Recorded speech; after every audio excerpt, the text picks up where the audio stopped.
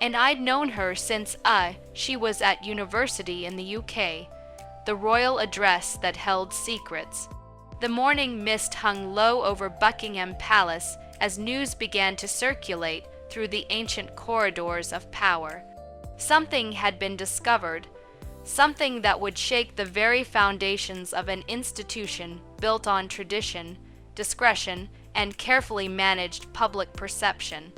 In a world where every royal movement is choreographed and every statement reviewed by a team of advisors, the discovery in Prince Andrew's former London apartment represented something far more dangerous than scandal. It represented truth breaking through the carefully constructed walls of palace protocol and silence. The apartment in question occupies one of the most prestigious addresses in the heart of London, only a short walk from the gilded gates that thousands of tourists photograph each day. For decades, this residence served as Prince Andrew's private retreat, a refuge away from the ceremonial duties and rigid expectations of royal life. The Duke of York, second son of Queen Elizabeth Roman II and younger brother to King Charles Roman III, had spent much of his adult life within those walls. The rooms had witnessed his moments of triumph and disgrace, from late-night telephone calls with foreign contacts to confidential meetings with advisors during the most turbulent years of his public downfall. When palace officials entered the apartment following Prince Andrew's permanent relocation to Royal Lodge in Windsor, their objective was purely administrative. They expected to conduct a standard post-occupancy inspection to verify inventory and ensure all royal property was accounted for. Every royal residence, no matter how personal its use, falls under the oversight of the Crown Estate, whose protocols demand precise documentation of every piece of art, every antique, and every item of historical significance. But when the team stepped through the door on that gray Tuesday morning in late autumn, they found more than furniture and fixtures. What they uncovered threatened to reopen wounds that the palace had fought for years to heal. The inspection team consisted of a small circle of trusted palace employees, all sworn to absolute confidentiality. The air was heavy with stillness as they crossed the threshold for the first time in several weeks. Dust lay thick across polished wood. Curtains drawn tight blocked the pale light of the London morning. The apartment seemed trapped in time, its atmosphere echoing an era of quiet privilege now tainted by controversy. The sitting room bore traces of comfort and loneliness. Leather armchairs, once symbols of prestige, looked worn and tired. Photographs of happier days decorated the mantelpiece. Formal portraits, family gatherings, and snapshots of international visits that hinted at a past filled with duty and honor rather than isolation and scandal. But beneath the nostalgia lingered a sense of unease. When the team reached the private study, hidden behind the main drawing room, the discovery began. The room smelled faintly of paper and old cologne, as though its former occupant had only just stepped out. Filing cabinets stood against one wall, their drawers locked but not empty. Inside, the team found documents that should have been long removed. Letters, financial statements, and personal correspondence that exposed the private anxieties of a man struggling to preserve what remained of his reputation. There were letters from lawyers discussing ongoing settlements, printed email exchanges revealing desperation and confusion, and notes that hinted at failed attempts to control the public narrative. The tone of these papers contrasted sharply with the calm and confidence presented in official statements. Among the files were handwritten drafts of speeches and interviews that never saw the light of day. Some carried corrections in red ink, others entire paragraphs crossed out as if the author had guessed his own defense. There were lists of names, schedules of meetings, and cryptic reminders written in hurried scrawl.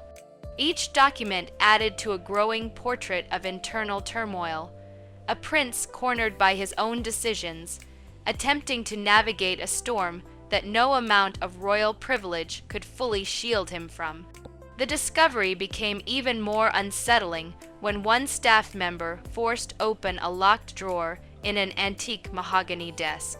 Inside lay several personal effects carefully wrapped and hidden. Among them were a handful of photographs, unpublished, private, and unmistakably real. They depicted Prince Andrew at social gatherings, surrounded by figures whose names the public now associated with disgrace and exploitation. The images were not illegal or explicit, but their context was damning. They contradicted public statements and suggested that relationships once downplayed or denied had been far closer and more enduring than anyone had admitted. The reaction among the team was immediate. Silence fell over the room. The gravity of what they had found was unmistakable. The materials represented not just a personal embarrassment, but a potential institutional crisis. Every document, every image carried implications that could reverberate through the monarchy's already fragile credibility. The staff followed procedure, photographing the scene, sealing evidence, and preparing a preliminary report to be sent directly to senior palace officials. Within hours, word reached the upper echelons of the royal household. A quiet meeting was convened behind closed doors. Senior advisors briefed King Charles, who listened in grim silence as the details were laid out before him. The king, still navigating the early years of his reign, had inherited many challenges from the long shadow of his mother's era. Public scrutiny, political tension, and the evolving expectations of a modern nation. But this was different. This was deeply personal.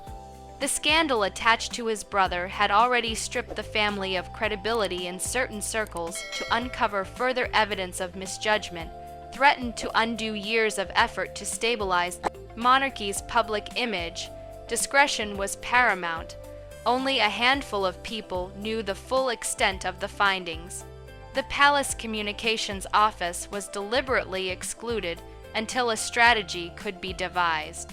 Some advisors argued for total transparency, warning that any concealment could lead to greater backlash if the materials ever surfaced. Others urged silence, citing national dignity and the preservation of an institution older than most governments. The dilemma was clear: protect the monarchy or expose it to yet another round of global condemnation. As night fell over London, the palace exterior glowed with regal calm, its golden gates gleaming beneath the lamp light. Tourists lingered outside, unaware that behind those illuminated windows, a silent reckoning was taking place. Inside a secure chamber deep within the palace, folders lay open on a polished table. Photographs, letters, and memoranda told a story that could not be easily explained away.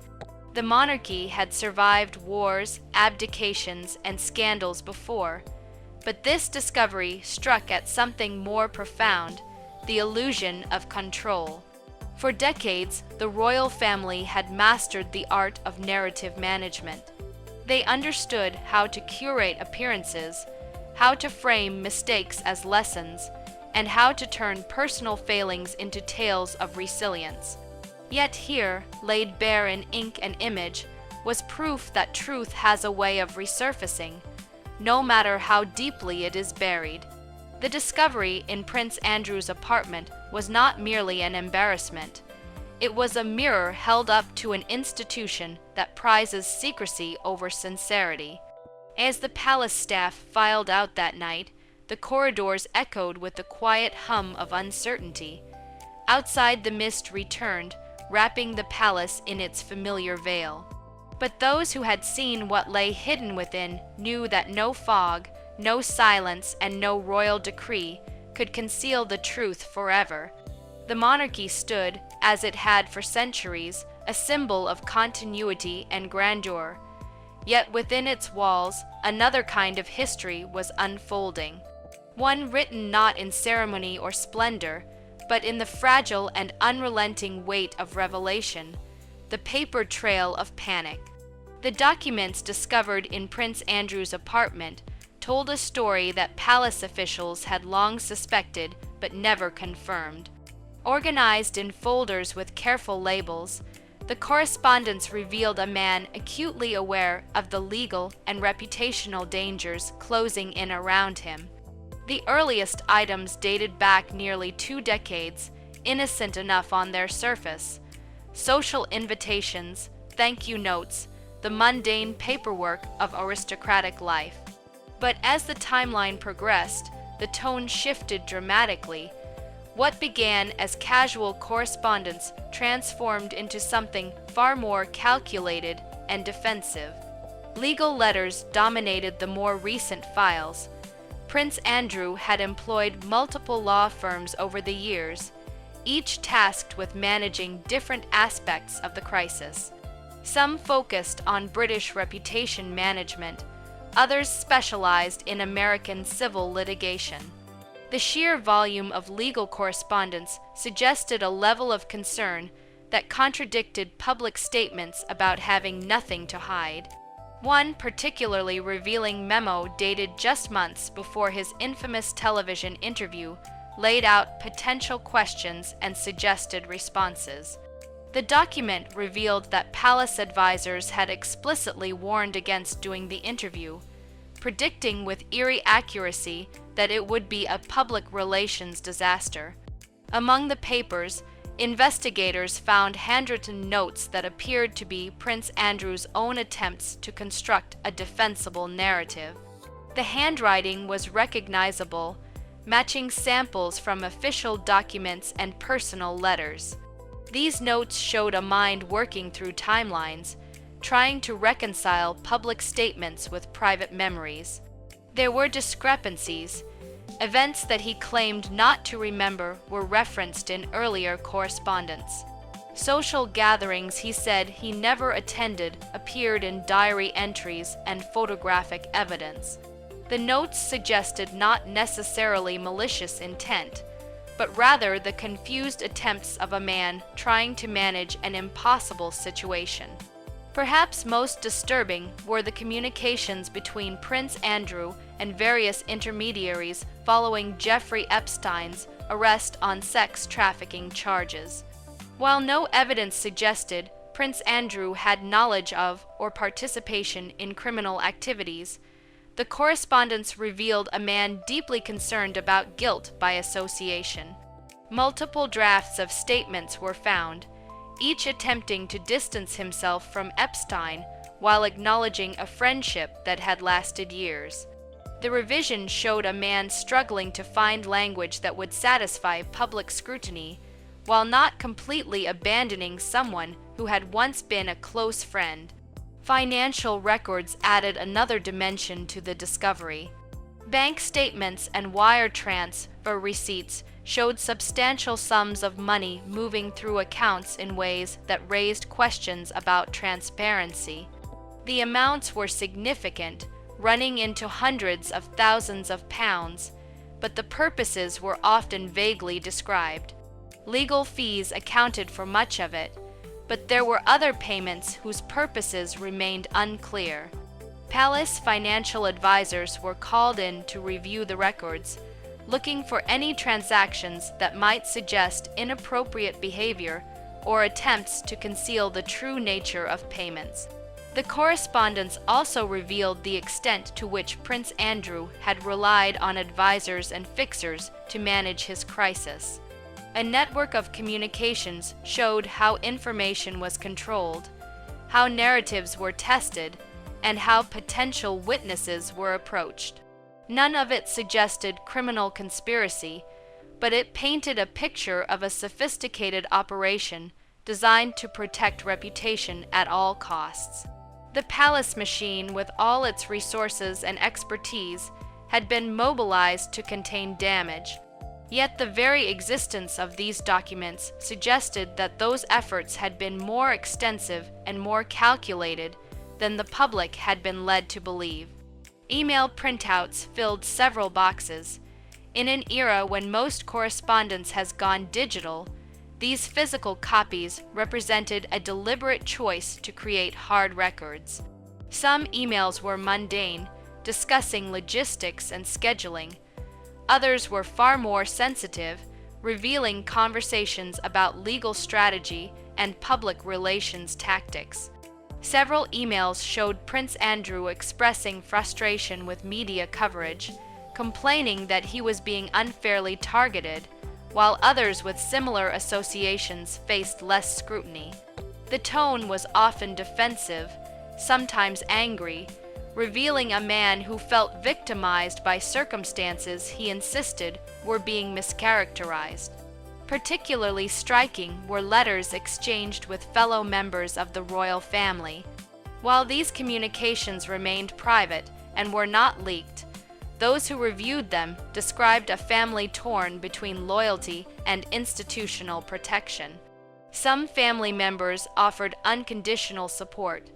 Others expressed concern about the impact on the monarchy's reputation. King Charles, then still Prince of Wales, had written several letters urging his brother to cooperate fully with authorities and to prioritize transparency over self-preservation. The advice, it was now clear, had not been followed. The paper trail also included correspondence with American lawyers representing Virginia Jew, the woman who had accused Prince Andrew of sexual abuse when she was 17. These letters, formal and carefully worded, showed the legal dance that preceded the eventual settlement. Each side probed for weaknesses while protecting their client's interests. The existence of these letters contradicted Prince Andrew's public suggestion that the allegations were baseless. If they were truly without merit, why the extensive legal maneuvering? Why the eventual financial settlement that, while not admitting guilt, certainly suggested a desire to make the problem disappear? As investigators compiled their findings, a picture emerged of a man caught between denial and damage control. The documents showed someone who understood the severity of his situation, but struggled to accept responsibility for the choices that had led him there. There were no smoking guns, no evidence of criminal activity, but there was ample evidence of poor judgment, misplaced loyalty, and a fundamental misunderstanding of how his actions would be perceived by a public increasingly skeptical of royal privilege and aristocratic entitlement. The photographs that challenged everything. Photography has always been both a blessing and a curse for the British royal family. Images of Queen Elizabeth during the Blitz bolstered national morale. Princess Diana's photogenic grace made her a global icon. But photographs could also betray, capturing moments that contradicted carefully crafted narratives. The collection of photographs discovered in Prince Andrew's apartment belonged firmly in this latter category. The images were stored in several locations throughout the residence. Some were framed and displayed openly, suggesting they once held pride of place before being relegated to less visible locations. Others were found in albums, organized chronologically and annotated with dates and locations in what appeared to be Prince Andrew's handwriting. The most sensitive photographs had been separated from the rest, stored in a locked cabinet whose key was eventually located in a desk drawer. The very act of securing these images suggested their owner understood their significance. Many photographs featured Jeffrey Epstein and his associate Ghislaine Maxwell, daughter of the disgraced media mogul Robert Maxwell. These were not the previously published images that had circulated in tabloids. These were private moments captured at various social gatherings, yachts, private estates, and exclusive parties. Prince Andrew appeared relaxed in these settings, often laughing, always comfortable in surroundings that reek of extreme wealth and privilege. The photographs dated from the late 1990s through the 2000s, documenting a friendship that spanned more than a decade. What made these images particularly troubling was their contradiction of Prince Andrew's public statements. In the BBC interview, he had described his relationship with Epstein as primarily professional, connected to business interests and philanthropic work. The photographs suggested something more personal, more social, more intertwined. Here was Prince Andrew at birthday parties, on holiday trips, at intimate dinners where only close friends would be invited. The body language in the images spoke of genuine friendship, not mere business acquaintanceship. Several photographs showed Prince Andrew with young women whose identities palace investigators were attempting to verify. These images were not inappropriate in any obvious way. The subjects were clothed. The settings appeared to be ordinary social gatherings, but the ages of the young women raised questions, particularly given what was now known about Epstein's criminal activities. Were these victims? Were they merely party guests? The uncertainty itself was damaging, creating implications where explicit evidence might not exist. One photograph in particular had been placed separately from all others, as if its owner recognized its unique significance. The image showed Prince Andrew with his arm around a young woman, later identified as Virginia. The photograph had been published before, but this was an original print found among Prince Andrew's personal belongings. Its presence contradicted his suggestion during the BBC interview that he had no recollection of meeting Jew. Why would someone keep a photograph of a person they claimed not to remember? The photographic evidence extended beyond Epstein's circle. Images showed Prince Andrew with various controversial figures from the worlds of business, politics, and entertainment. Some of these individuals had later been convicted of financial crimes. Others had been accused of various improprieties. The pattern suggested either remarkably poor judgment in choosing associates or a willingness to overlook character flaws in pursuit of access to wealth and glamour. Either interpretation was damaging for someone born into the ultimate position of privilege. Digital files added another layer to the discovery. A laptop found in the apartment contained thousands of additional images, many duplicating the physical photographs, but others capturing moments not preserved in print. Metadata embedded in these digital files provided dates, locations, and sometimes camera settings that helped establish timelines. Investigators noted that some photographs had been taken by Prince Andrew himself, while others showed him as the subject. The digital archive painted a picture of a man who documented his social life extensively, perhaps never imagining these private moments would become evidence in a crisis that would define his later years. The photographs also revealed the lifestyle that Prince Andrew had enjoyed during his years of association with Epstein. Private islands, luxury yachts, exclusive resorts and locations most people only dream of visiting. The images captured a world of extreme privilege where normal rules seemed not to apply, where access was currency and discretion was expected. For investigators trained to look beyond surface appearances, these photographs raised uncomfortable questions about how such lifestyles are maintained and what obligations might be incurred by those who benefit from such generosity. Palace officials reviewing the photographic evidence faced difficult decisions. Some images were potentially explosive if leaked to the media. Others were innocuous but gained significance through context and association. The question became not just what the photographs showed, but what they symbolized. They represented a prince who had moved in circles that most subjects of the British monarchy would find alien and troubling. They documented relationships that suggested a fundamental disconnect between royal duty and personal indulgence. The personal items that revealed character beyond documents and photographs. The personal items discovered in Prince Andrew's apartment offered perhaps the most intimate glimpse into the man behind the title. These were the objects he had chosen to keep close, the things that mattered enough to maintain in his private space. They told stories about values, priorities, and the psychology of a royal struggling to reconcile public image with private reality. The apartment contained an extensive collection of gifts received over decades of public service. Many were the sort of items that accumulate in any diplomatic career. Ornate boxes from Middle Eastern dignitaries, ceremonial weapons from military visits, artistic representations of British iconography presented by Commonwealth nations.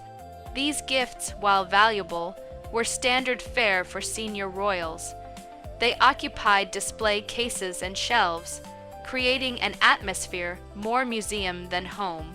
What interested investigators were the items hidden away, the gifts that had been removed from public view.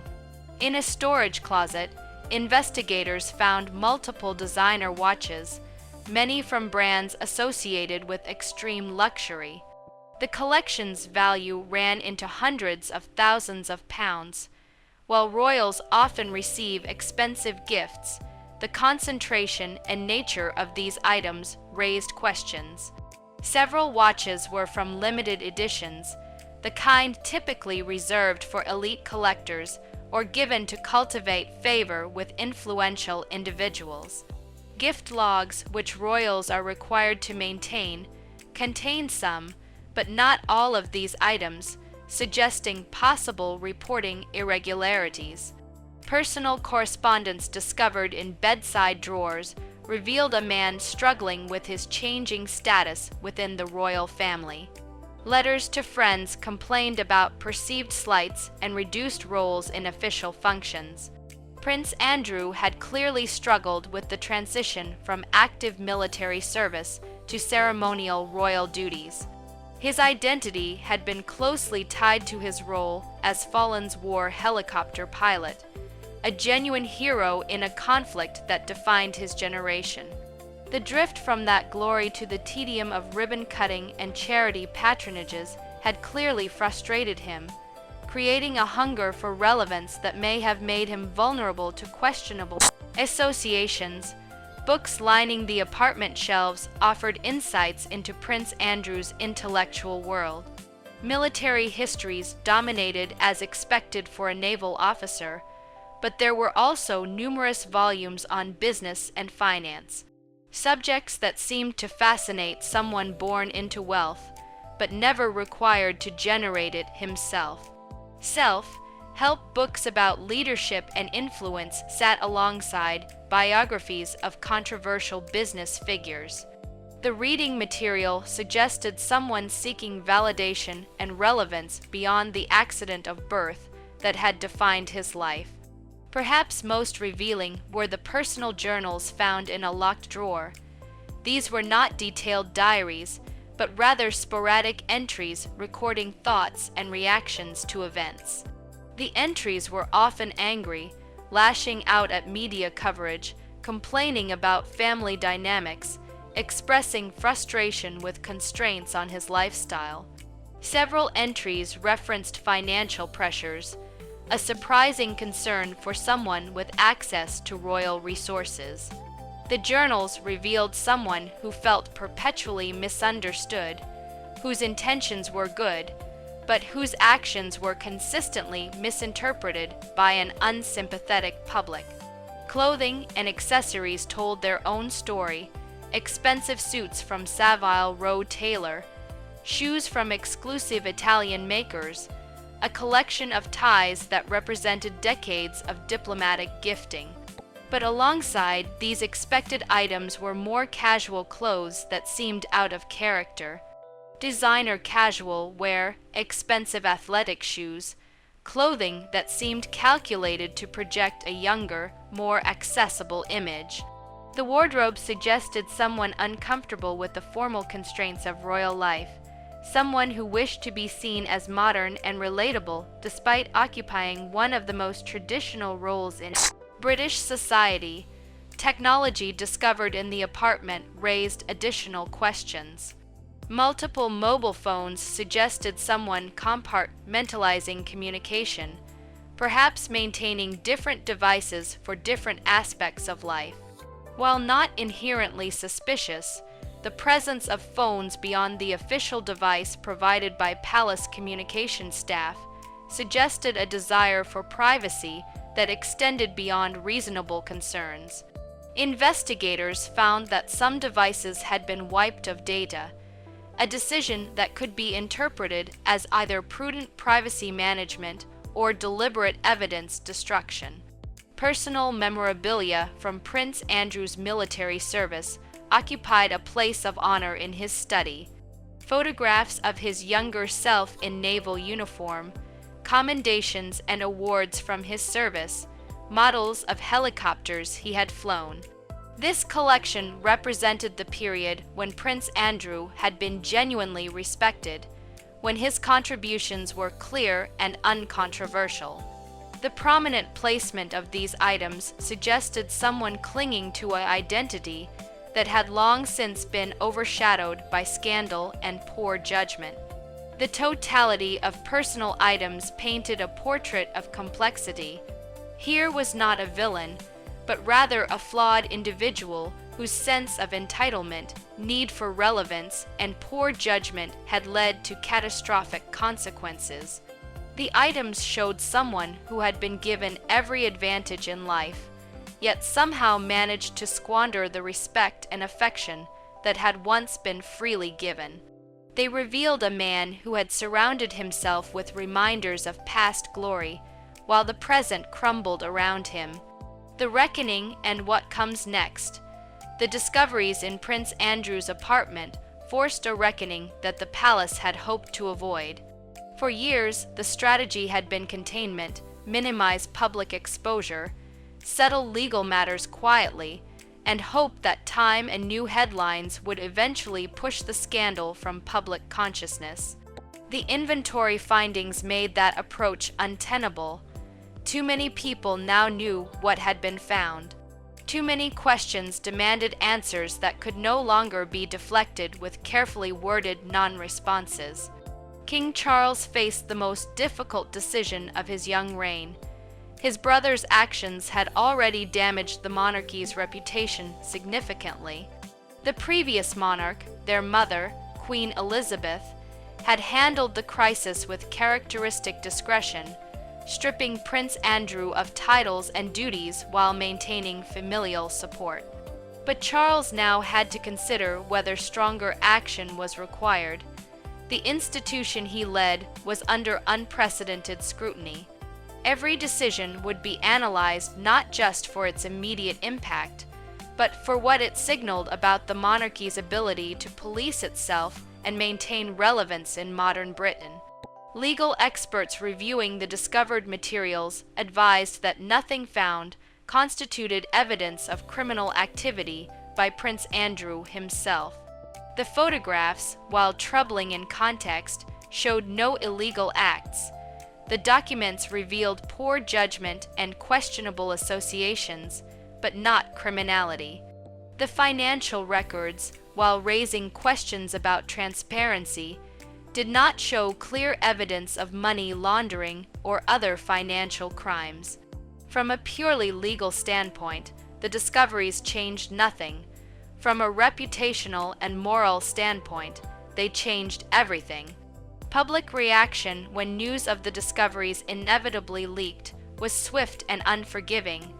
Social media erupted with calls for Prince Andrew to face questioning by law enforcement. Republican movements, always present but generally marginal in British politics, gained new energy from revelations that seemed to exemplify everything wrong with inherited privilege and aristocratic entitlement. Opinion polls showed declining support for the monarchy among younger generations who saw in Prince Andrew's case as a symbol of an outdated institution protecting its own at the expense of justice and accountability within the royal family. The discoveries deepened existing divisions. Some members, particularly Princess Anne and Prince Edward, advocated for complete transparency and cooperation with any investigations. Others worried that opening the doors to unlimited scrutiny would create precedents that could haunt the institution for generations. The tension between the monarchy as a family and the monarchy as an institution had never been more apparent. Blood loyalty fought against institutional survival in conversations that grew increasingly strained. The legal settlement with Virginia Dewey, reached before the apartment discoveries became public knowledge, now appeared in a new light. Prince Andrew had reportedly paid more than £12 million to settle the civil case without admitting guilt. At the time, the settlement had been portrayed as a pragmatic decision to avoid the spectacle of a trial. The discovered material suggested that advisors may have known that a trial would expose contradictions and associations that would prove even more damaging than the settlement's financial and reputational costs. International implications extended beyond British shores. The United States Federal Bureau of Investigation had long sought to interview Prince Andrew as part of their investigation into Epstein's sex trafficking operation. The discovered materials provided new justification for that request. Diplomatic tensions arose as American law enforcement pushed for access, while British officials cited sovereign immunity and the complications of questioning a member of the royal family. The special relationship between the two nations faced a test that neither government had anticipated or wanted. For survivors of Epstein's trafficking operation, the discoveries represented vindication, but also frustration. Here was evidence of the social circles in which Epstein had moved, the legitimacy that his association with royalty had provided, the ways in which wealth and status had insulated him and his associates from scrutiny, yet still no criminal charges against anyone in those photographs, still no day in court for those seeking accountability. The justice system, it seemed, had different standards for different classes of people. The Church of England, whose supreme governor is the British monarch, faced uncomfortable questions about moral authority. How could an institution claiming spiritual and ethical leadership maintain credibility when its royal family included members whose behavior contradicted basic principles of accountability and transparency? Religious leaders found themselves in the awkward position of defending the monarchy as an institution while carefully distancing themselves from individual actions that could not be defended on any moral grounds. As autumn turned to winter, Buckingham Palace announced that an independent review would examine protocols around royal associations and the vetting of individuals granted access to royal family members. The review, headed by a respected former civil servant, was carefully designed to look proactive without actually changing fundamental power structures. Critics immediately labeled it a whitewash in progress, designed to create the appearance of accountability without the substance. Prince Andrew himself remained largely silent through the controversy. From Royal Lodge in Windsor, where he had retreated from public life, came only carefully worded statements from lawyers. He maintained his innocence of any wrongdoing. He expressed regret for the embarrassment caused to his family, but he offered no detailed explanations, no fuller accounting of his relationships and decisions.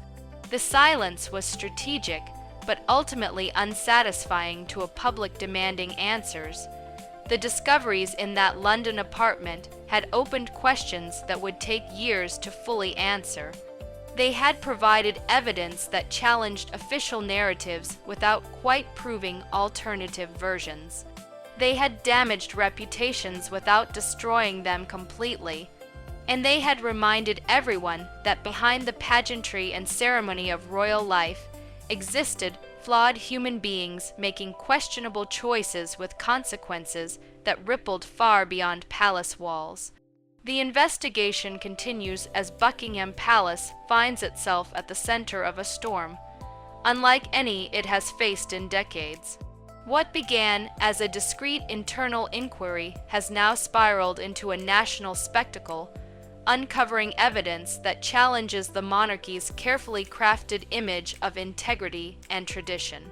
Behind the gilded walls, investigators are piecing together a puzzle that could reshape how the public views the royal family forever. The whispers inside the palace grow louder as staff and insiders reveal fragments of a truth long buried beneath ceremony and silence. Each new revelation sends ripples through the corridors of power, forcing officials into urgent meetings and carefully worded statements. The crown has weathered wars, scandals, and public outcry before, but this discovery threatens the very foundation of trust between the monarchy and its people. What else remains hidden in royal residences across Britain? Subscribe to follow this developing story and share your thoughts below as we continue uncovering the truth behind the palace doors.